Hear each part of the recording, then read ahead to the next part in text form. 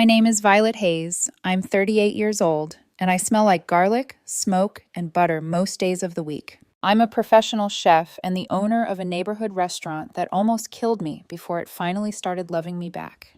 Years of 80-hour weeks, burns up and down my forearms, double shifts, and pouring every penny I had into a place most people wrote off as a stupid dream. It's not fancy. No white tablecloths, no pretentious foam, no waiter who judges you for ordering a beer instead of a wine pairing. Just solid food, a warm room, regulars who know each other's names, and weekend reservations booked a month out. It's the kind of spot where if you come twice, my staff remembers how you take your coffee. That's my life. Heat, noise, tickets slamming on the pass, then the kind of deep sleep that hits you like a blackout when you finally fall into bed. A simple life, a hard one. But it was mine, and I liked it that way. Then there was Evan. Evan Carter, 34, architect at a prestigious firm uptown. The kind of man who always looked like he'd stepped straight out of an expensive menswear ad. Crisp shirts, minimalist watch, everything about him clean lines and good taste. When we first met at my friend's wedding, me in a dress I'd bought on sale, and him in a tailored suit that probably cost more than my oven repair, I honestly thought he was flirting with the bridesmaids behind me. When he asked for my number, I actually looked over my shoulder to make sure he wasn't talking to someone else. 3 dates in, I was hooked. 3 months in, he had a key to my house. Looking back, the red flags weren't waving. They were screaming. But love, or what I thought was love, has this awful talent for turning warning signs into quirks. And I told myself I was too old to be playing games. I wanted something solid, serious, permanent. We never officially moved in together. He kept his apartment for work and for space, even though he spent most nights at my house. He'd joke that he needed somewhere he could escape to when my stove exploded or my staff drove me crazy. I paid my mortgage and his rent and pretended it was normal. Babe, I'm just in a tight spot until this promotion hits. You know I'll make it up to you, he'd say, kissing my forehead, smelling like clean cologne and design meetings. I wanted to believe him, so I did. His birthday was last Saturday. You'd think, at 38, I'd know better than to try to impress a man who already thought he was a prize.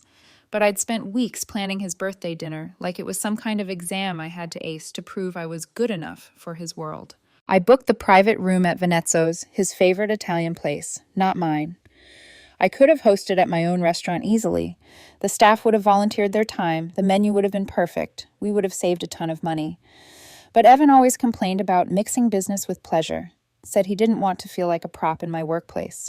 Funny, I never realized how much of a prop I'd become in his. I invited 20 of his closest friends, work colleagues, gym buddies, people from his yoga class, a couple of college friends, arranged a custom cake with edible gold leaf because he liked things that feel expensive.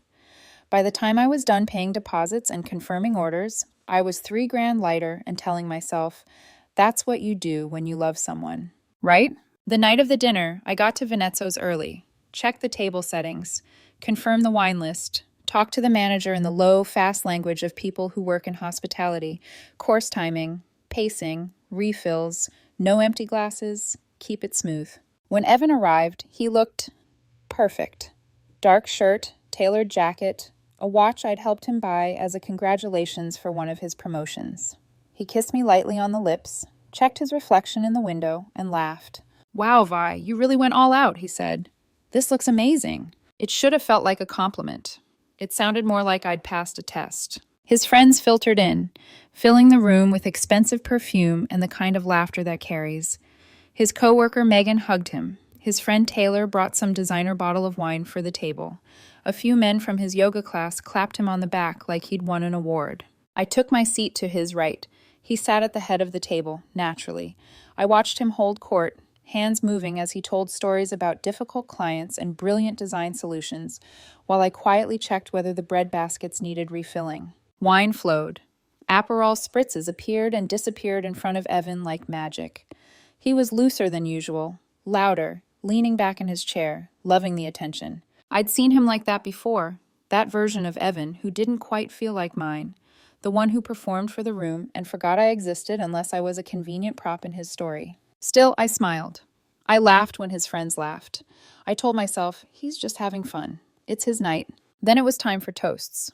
His best friend from college, Jade, went first, standing up and clinking her glass. She told a wild story about a spring break trip and some near arrest that left half the table doubled over in laughter and the other half shaking their heads. My turn. I stood, heart pounding harder than it ever does during dinner rush. I kept it simple. Talked about Evan's work ethic, his creativity, the way he always saw possibility in blank spaces. I said I loved him and was looking forward to many more birthdays together. People clapped. Glasses chimed. I sat down, trying not to overthink whether it had been good enough. Then Evan stood up. He swayed just slightly as he lifted his glass. If you've ever worked a busy kitchen, you know the feeling when you sense something going wrong before it actually does. A ticket hanging too long, a server with that look, a pan on the stove that's just a little too hot. That's what I felt when he cleared his throat and smirked. He put his hand on my shoulder. His grip was just a little too tight. "This," he announced, "is my girlfriend Violet." I could feel the heat of all those eyes on me. She pays the bills, buys the gifts, follows me around like a puppy. He paused, lingered on the word like he was tasting it. I heard a ripple of nervous laughter. My face went cold.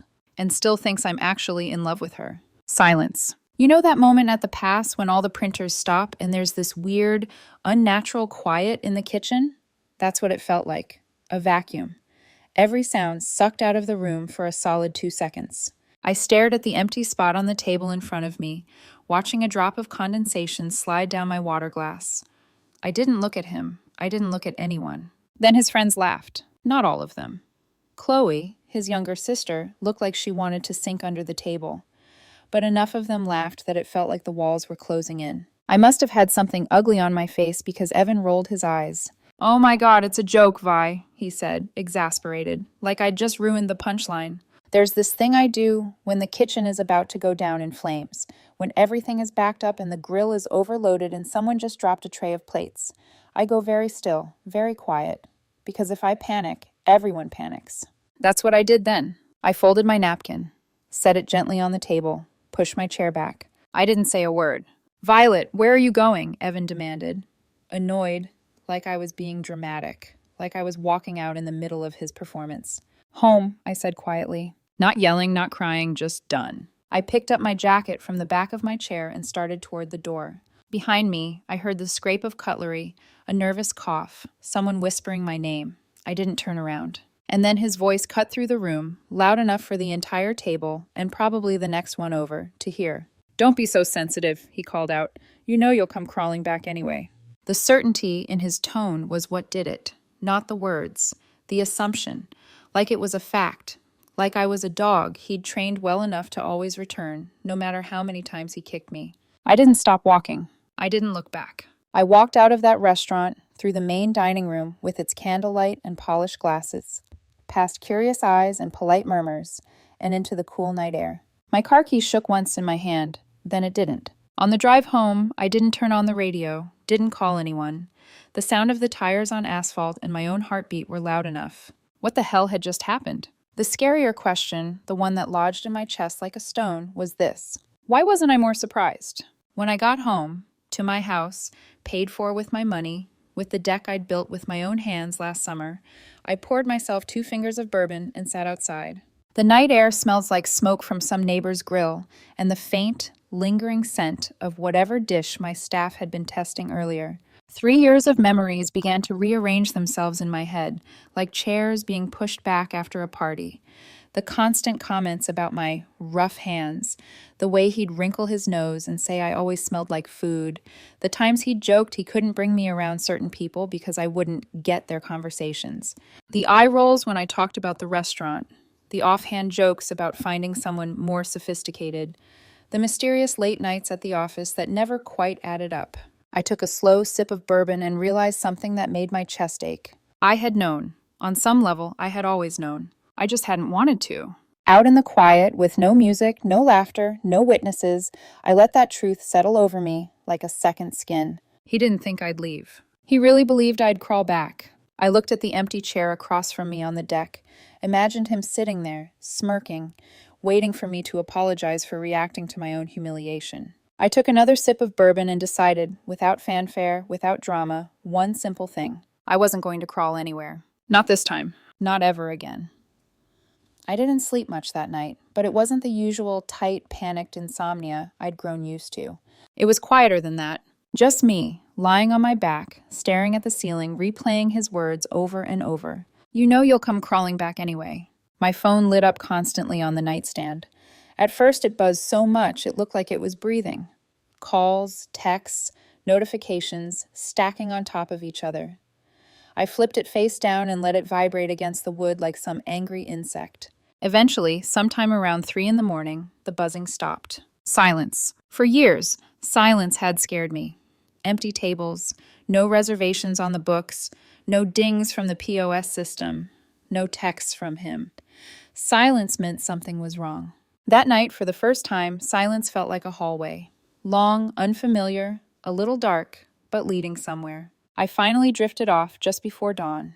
When I woke up, the light in my bedroom had that particular sharpness that only exists on Sunday mornings, when everyone else is sleeping in. I turned over, checked my phone. 63 unread messages. The preview screen showed the progression like a timeline of his personality. Seriously?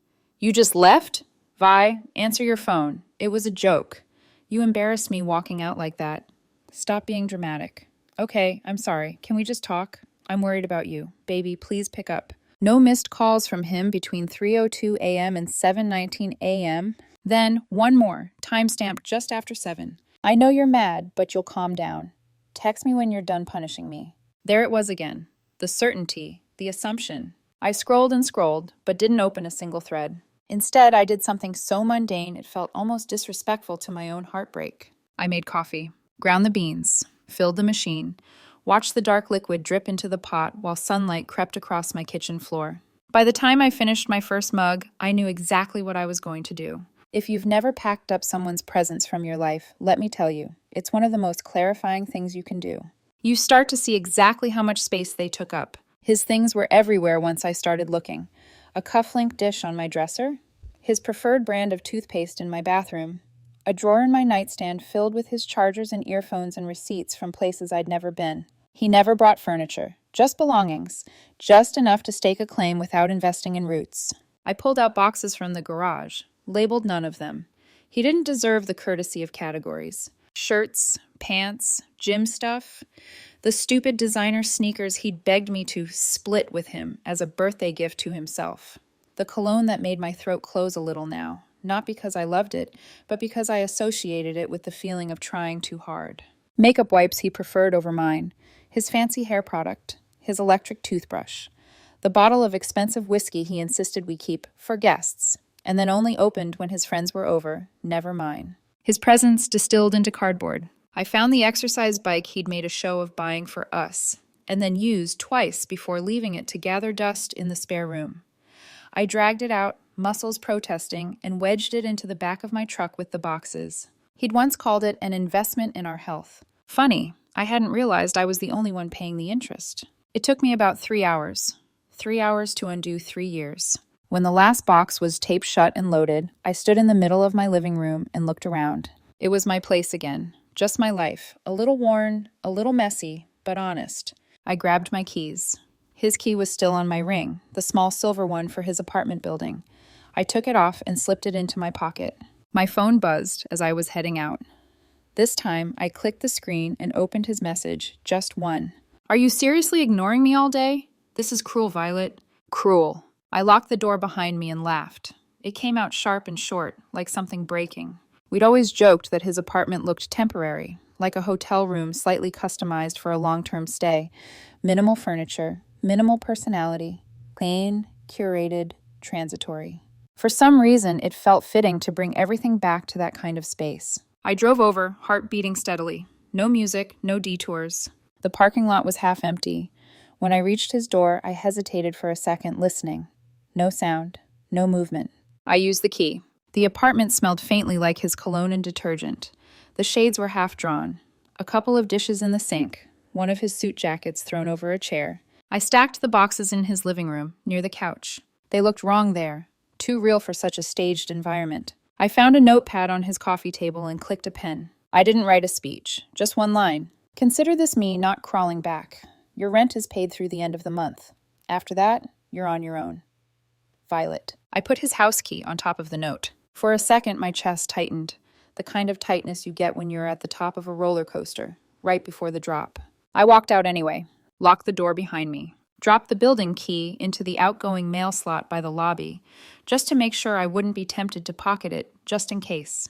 By the time I got back into my truck, my hands were shaking. That's the thing nobody tells you about choosing yourself. It doesn't feel triumphant at first. It feels like standing on the edge of a cliff you just jumped from, realizing you can't climb back up. Once the adrenaline ebbed, something else slid into its place. Relief. By Sunday afternoon, my phone started lighting up again. First, a text with a photo. The stacked boxes in his living room, my note sitting on top. Really? This is how you're handling things? Then, a flurry. You're overreacting.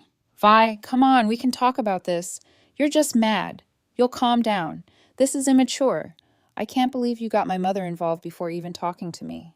That last line made me snort. I hadn't spoken to his mother in weeks. I didn't answer. Instead, I did what I do at the restaurant when a guest becomes a problem. Document, stay calm, protect the staff. I created a new folder in my phone, saved screenshots of his messages, his missed calls. I made notes in my head. If there's one thing owning a business taught me, it's that you never know when you'll need a paper trail. Around 5 p.m., the tone shifted. Violet, please, I'm freaking out. I didn't mean any of it. I was drunk. You know I love you. You know I need you. Please don't throw everything away over one joke. One joke. Funny how jokes always seem to land on me like punches. I set my phone down and called someone else instead. My lawyer, Mark, had helped me incorporate the restaurant and navigate the nightmare of my first lease negotiation. He had a calm, dry way of asking questions that made you feel less stupid for not knowing the answers. Violet, he said when he picked up, you sound like you've had a week. It's Sunday, I said. I've had a decade since last night. I laid it out for him. Not all the emotional debris, just the pieces that mattered legally. The money, the rent, the authorized user on my credit card, the history of support. Have you two ever shared a lease? Any contracts together? Bought anything substantial in both your names? He asked. No, I said. His apartment is in his name. My house is in mine. The car is mine. The restaurant is mine. I've just paid for a lot, voluntarily. He was quiet for a moment. Okay, he said. That's good. From a liability perspective, I mean, not... He trailed off. You know what I mean. I did. I want something official sent to him, I said. I want it clear I'm ending any financial support. I don't want this circling back as some kind of claim later. You think he'd try that? Mark asked. He's already rewriting the story in his head, I said. He just hasn't gotten bold enough to say it out loud yet. That was the first time I admitted it, even to myself. I didn't just think he was careless. I thought he was capable of manipulation. I can draft a letter, Mark said. We'll keep it straightforward, no ambiguity. Perfect, I said. And Mark? Yeah? Make sure it reads like I'm very, very done. I could hear his faint smile through the line. I'm good at done. I'll email you a draft tonight. When I hung up, I went online and pulled up my banking app. Removing him as an authorized user from my credit card took 45 seconds. 45 seconds to undo years of charges I justified as helping him get on his feet, supporting his career, being a team. Streaming services, passwords changed. Food delivery accounts, passwords changed. The shared ride-hailing account removed his profile.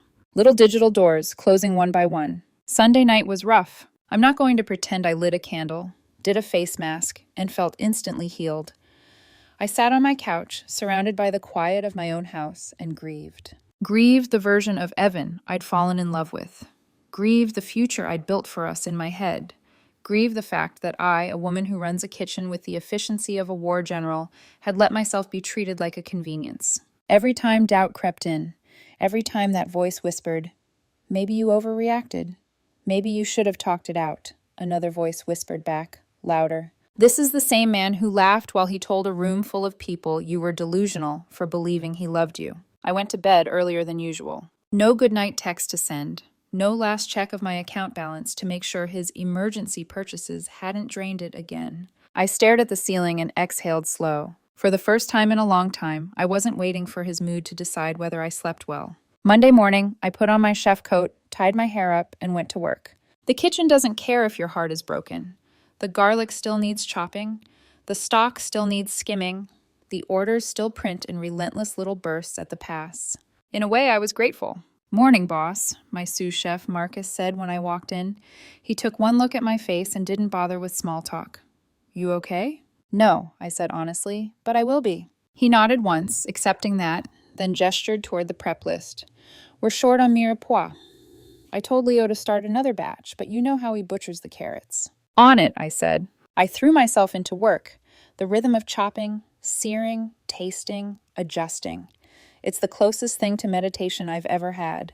By the time lunch service was in full swing, my phone was buzzing again in my office. On break, I checked. Evan had started posting on social media. A vague, self-pitying paragraph about someone in his life having a midlife crisis and throwing away the best thing that ever happened to them.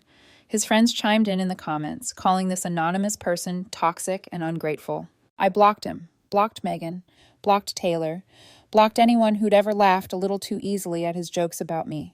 But I didn't block his number. Not yet. You don't close the restaurant door until the last drunk guest has stumbled out and you're sure they're not coming back. I wanted the record. I wanted every word saved, just in case. As I set my phone down, a thought unfolded slowly in my mind, terrifying and liberating at once. For years, I'd been the reliable one, the one who showed up, the one who paid, the one who forgave. I'd worn reliable like a badge of honor. It had taken one ugly birthday toast to realize there's a thin line between reliable and doormat, and I was done being walked on. The first knock came at 9:12 a.m., Tuesday. I had been slicing into a crate of heirloom tomatoes, their skins thin as paper, when my phone buzzed with a notification from the doorbell camera. A person standing on my porch, small frame, shoulders tense, eyes red. I wiped my hands on a towel, stepped into the office, and glanced at the feed. Susan, Evan's mother. I felt my stomach drop. She'd always treated me kindly. Too kindly, in hindsight. She'd bring over jars of homemade jam or ask if I needed help folding linens after a busy holiday weekend. She called me sweetheart in a way my own mother never had. Seeing her standing there, twisting her hands together like she didn't know what to do with them, hit me harder than anything Evan had said. I debated not answering. But she wasn't him, and the kind of woman who makes jam for people she barely knows doesn't deserve to be left standing on a porch. I opened the door. Her mouth trembled at the sight of me. "Oh, Violet," she whispered, and the sound of my name cracking in her throat almost undid me. "Come in," I said quietly. She stepped past me, clutching her purse like a lifeline. I led her into the kitchen and motioned to a stool at the island. "Coffee?" I asked. She nodded. "Please." As I poured, she took a slow breath, steadying herself. "I'm sorry to just show up," she said. "I wasn't sure you'd answer if I called." "You're not who I'm avoiding," I said. She flinched at that, not in annoyance, more like someone fighting back guilt she didn't earn. When I slid a mug in front of her, she wrapped her hands around it, warming her fingers. "He hasn't eaten in 2 days," she said softly. "He's a mess, Violet. Her voice cracked. "I've never seen him like this." I stayed quiet. Silence can be cruel, but it can also be honest. She looked up at me, eyes swelling with tears. "He told me you just walked out without saying a word, that you'd been acting distant for weeks, that you abandoned him at his birthday dinner when he needed you the most." I closed my eyes for one long inhale. "Of course he said that. Of course he did." "Did he tell you what he said at that dinner?" I asked. She hesitated. "Only that there was a misunderstanding." A humorless laugh escaped me. "It wasn't a misunderstanding," I said. "It was exactly what he meant." She blinked, confused. "What do you mean?" So I told her. Not the dramatized version of the story Evan would have spun in his head, not the softened version I'd once comforted myself with. The truth. I told her about the spritzes he'd been drinking, the smirk, the hand on my shoulder, the words, the laughter, the moment the humiliation hit like a slap in front of 20 people I'd spent $3,000 to entertain. Her face fell with each sentence. Her hand trembled around the mug. "Oh, sweetheart," she whispered, bringing a hand to her mouth. He couldn't have." But I didn't have to finish the thought. She saw it in my eyes. She saw all of it. The exhaustion, the dignity, the line I finally drew and refused to step back from. She lowered her head. "I raised him better than that," she said softly. "I'm so ashamed." "Don't be," I said. "You're not the one who humiliated me." She nodded, swallowing hard. Then, with a gentleness that surprised me, she placed her hand over mine. "You did the right thing walking away," she said. "I'm only sorry you had to." The apology hit me harder than the insult had. Evan had never apologized like that. Not once in 3 years. We sat in silence for a moment. The kind kitchen silence that's rare when your life is built on noise and heat. The kind where the fridge hum feels almost comforting. Then her phone buzzed. She glanced at it, sighed. "He's been calling me nonstop," she said. "I don't know what he expects me to do. Fix it, reverse it, make you come back?" I didn't respond. She looked at me again, her expression both weary and resolute. "I'll talk to him," she said. "I'll make sure he leaves you alone." "I'm documenting everything," I said quietly, "just in case." A faint flicker of recognition crossed her face, like she'd heard those words before, too many times. "You're smart," she murmured. "Smarter than the others." My spine stiffened. "The others?" I asked. Her eyes widened, as if she hadn't meant to say it out loud. Oh no, I shouldn't." She shook her head. "It's not my place." A chill slid through me like a knife dipped in ice. "Others," I repeated. "Susan. What happened in his past relationships?" She hesitated. Then her shoulders sagged, defeated. "Let's just say," she whispered, "you aren't the first woman he's pushed to this point." The room seemed to tilt. The air thickened, and suddenly 1,000 tiny red flags I'd brushed aside for years lined up in perfect, damning order. She saw the realization hit me. Her eyes went soft with empathy. "I'm so sorry, Violet," she said. I nodded once, slowly, as if agreeing with gravity. She finished her coffee in silence, glanced around my kitchen, my world, and squeezed my hand once more before standing. "Please take care of yourself," she said. "I'll handle my son." I walked her to the door. She hugged me, tighter than I expected. As she stepped onto the porch, she paused. "And Violet, whatever he says next, don't believe it. He's rewriting the story. He always does." The words echoed in my skull long after her car pulled away and the gravel settled. By noon, I understood exactly what she meant. Because Evan didn't just double down, he escalated. My phone buzzed nonstop. Messages from unfamiliar numbers. A woman claiming to be his yoga instructor. A man whose contact photo showed him bench pressing a refrigerator's worth of weight. His sister's name flashing on my screen. His coworker Taylor sending me a wall of text about how Evan needs closure, at least speak to him like an adult. My sous chef, Marcus, poked his head into the office mid-shift. "You got someone named Brianna emailing the restaurant," he said. "Says she's concerned about your emotional state." I stared at him. "She spelled concerned wrong," he added helpfully. A bubble of laughter burst out of me. Sharp, hollow, too loud. Because this was exactly what I should have expected. Evan wasn't just losing control. He was recruiting. He was building a narrative. And I was the villain in it. On my drive home that night, the sky had turned a deep navy, and traffic lights reflected off rain-soaked asphalt. I pulled up to my house, grabbed my apron from the passenger seat, and froze. 2 phone alerts. Motion detected. Front camera. Motion detected. Driveway camera. Timestamps 8:17 p.m., and then again at 9:03. I opened the footage. Evan's car, driving slowly past my house. Twice. Not stopping, not parking, just circling. Like he was orbiting something he no longer owned. I felt my stomach twist, not in fear, but in something sharper. Resolve. You don't get to humiliate me in public, rewrite the story in private, and then haunt the edges of my life like a shadow you think I'm still chasing. Not anymore. Not ever again. I locked the door, turned off the lights, sat on the couch in the dark, palms steady, breath even. And for the first time, I felt something I hadn't felt in years. Power. Not loud, not angry, not violent. Quiet, clear, absolute. The power of silence. The power of no. The power of leaving the phone face down and never crawling back. There's a special kind of exhaustion that settles in your bones when someone has drained you for so long you forget what equilibrium feels like. By Wednesday morning, I thought I'd hit my limit. I was wrong. Because when I stepped out of the shower, wrapped a towel around my hair, and glanced at the floor by my front door, there it was. A cream-colored envelope, heavy paper, my full name written in Evan's neat architectural handwriting. A letter, hand-delivered, not mailed. He'd been here. Again. My breath tightened. He couldn't knock, couldn't face me, couldn't apologize. But he could leave a dramatic, handwritten relic like we were characters in some tragic romance he was directing. I let the envelope sit on the table while I finished getting dressed. Made eggs, burned the toast, scraped it into the trash. The envelope glowed in my peripheral vision like a threat shaped as stationery. Eventually, I sat down, slid it open with a butter knife, and pulled out 3 thick sheets of expensive paper. His handwriting, precise, clean, annoyingly confident, filled each page. It started exactly the way I expected. "Violet, I'm in therapy now." Of course he was. He always reached for the grand gesture when he felt control slipping. Page 1 was a sweeping monologue about how he'd finally realized his attachment wounds came from early instability and how his emotional reflexes were defense mechanisms. He used the word trauma 3 times. He used the word sorry once, buried in the middle of a sentence. Page 2 got worse. I know I hurt you, but you triggered something in me I didn't know was still there. Triggered, a word he'd never once used in 3 years. But suddenly now, I was his trigger. Suddenly, the wound was mine.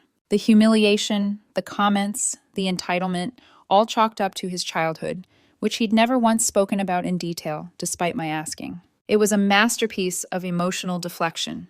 Elegant, convenient, so polished I could practically hear him rehearsing it in his head. Page 3 ended with, I believe we can fix this if you find more empathy for where my reactions come from. I know you'll come around. You always do. E. There it was. The line that killed the last dying ember of what I'd felt for him. The certainty, the entitlement, the belief that my forgiveness was inevitable, like my heart was some automatic door that opened for him on approach. I placed the pages back into the envelope, folded it shut, and slid it into a drawer. Not to keep, just to document. Around noon, my phone buzzed with a text from an unknown number. Hi, Violet, this is Chloe, Evan's sister. Can we talk? For a second, I considered ignoring it. But Chloe had been the only one at the dinner who looked genuinely mortified. She hadn't laughed. She hadn't whispered.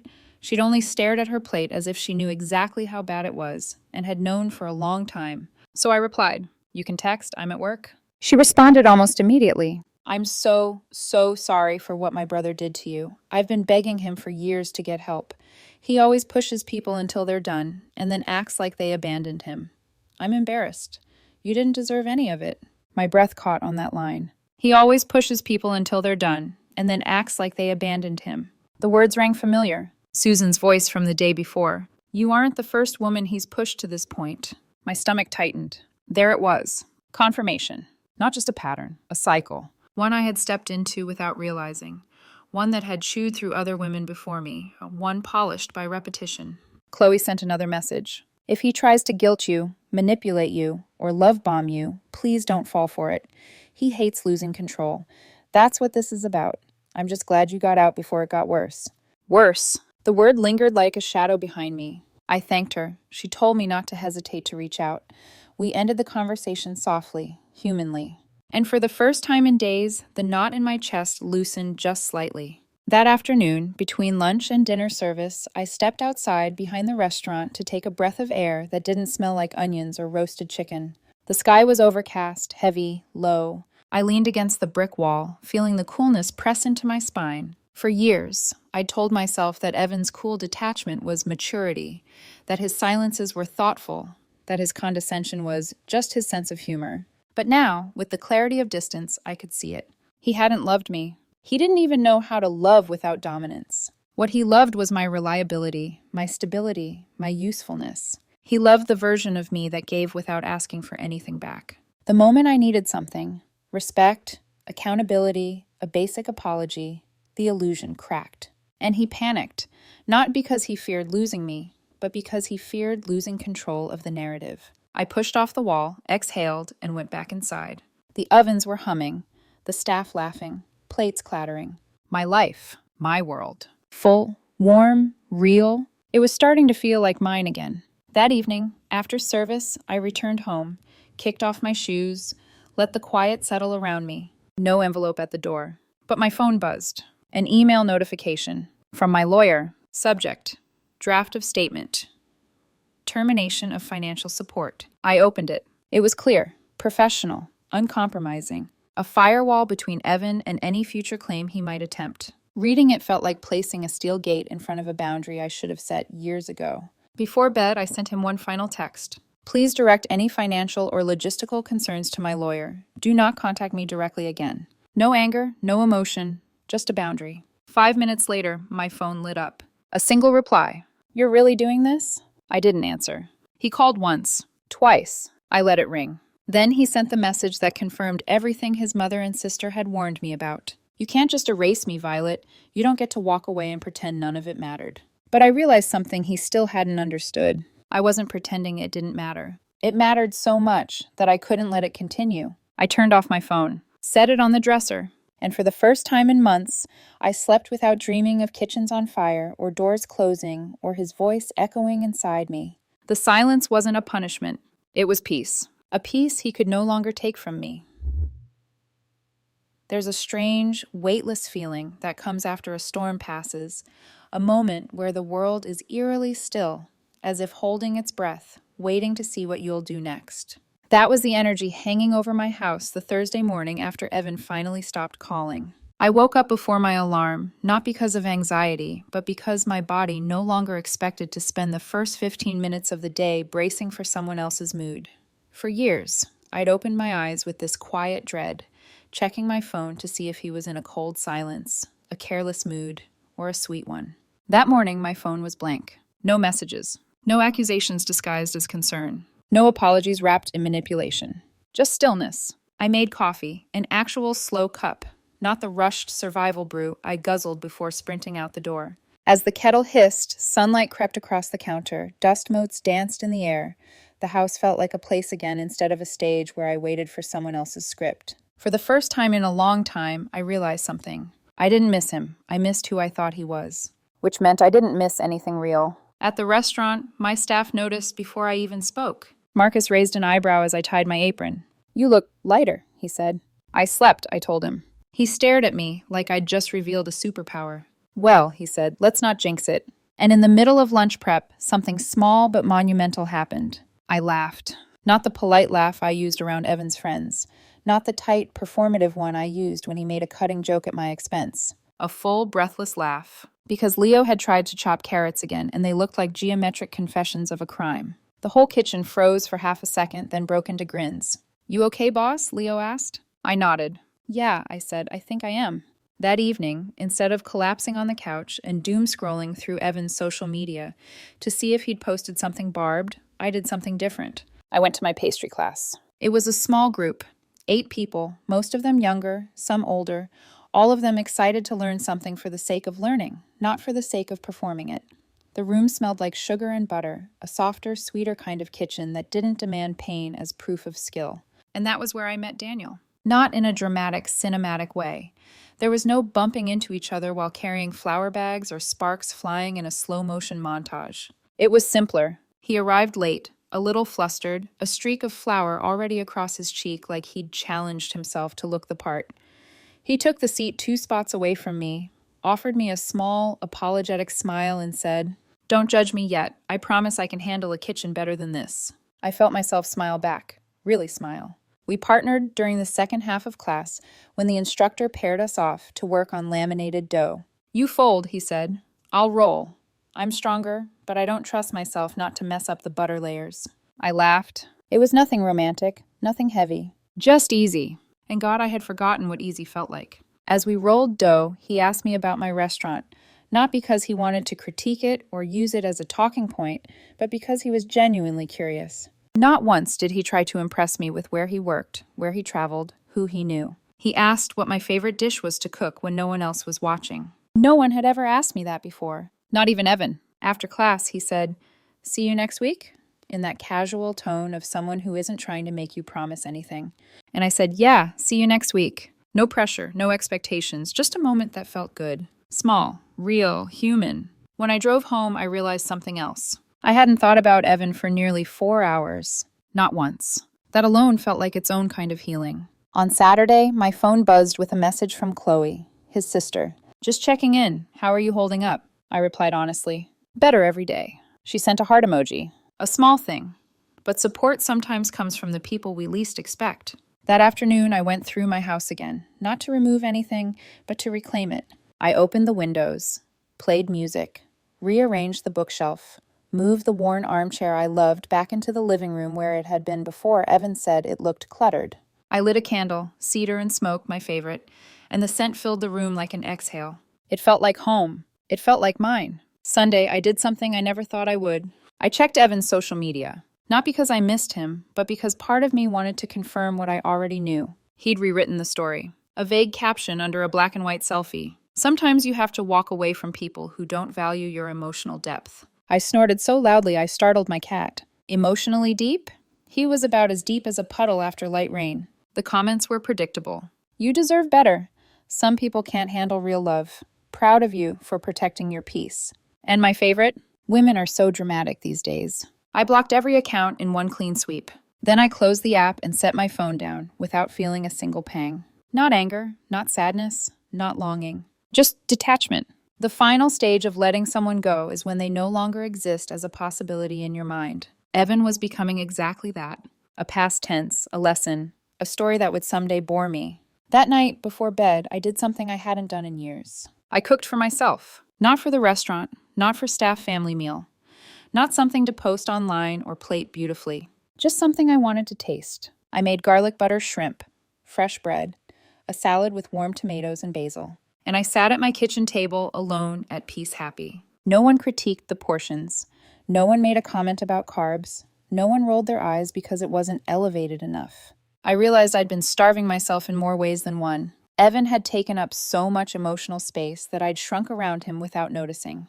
But now, I could feel myself expanding again, eating what I loved, laughing when something was funny, sleeping without dread, breathing without calculating someone else's emotional weather. My life had stopped orbiting a person who mistook entitlement for affection. And without him pulling at my gravity, I could finally feel myself moving, forward, steady, alive. 2 weeks passed, not quietly, but steadily. Healing rarely arrives like sunlight breaking through clouds. It comes in fragments, morning by morning, choice by choice, silence by silence. By then, the chaos Evan left behind had thinned into background noise. The texts had stopped altogether. The flying monkeys, his friends, his guilt messengers, his accidental, just checking in acquaintances had gone silent too. But the biggest shift wasn't in my phone. It was in me. For years, I'd lived with tension coiled inside me, like a wire pulled too tight, waiting for the next comment, the next mood, the next dismissal disguised as humor. Now, the tension was gone. The wire inside me had snapped, and instead of cutting me, it freed me. I didn't expect to hear from Susan again, but one evening I got a text. "Can we meet for lunch, please? Susan." I hesitated, not because I was afraid, but because I didn't want to reopen wounds I'd already stitched shut. Still, I owed her kindness, and maybe I needed the closure too. We met at a quiet cafe near the river. Sunlight shimmered across the glass storefront, and for a moment it felt surreal to see her there, hands folded neatly, eyes soft but tired. "Thank you for coming," she said when I approached. I sat across from her. The smell of baked bread and coffee wafted between us. She exhaled slowly. "I want to apologize again, Violet," she said, "for everything Evan put you through." "You don't owe me an apology," I said gently. She nodded, but her jaw tightened. "I know, but I still feel responsible. I should have encouraged him to get help sooner. I should have stepped in. But every time I tried, he pushed me out." There was a heaviness in her voice that wasn't just motherly guilt. It was recognition. She'd seen this before. She took a sip of her tea, then looked up at me with a painful kind of honesty. "There's something you should know," she said. "Not to hurt you, but because I think you deserve the truth." I nodded, braced myself. "Evan has a pattern," she continued. "His last 3 serious relationships ended almost the same way.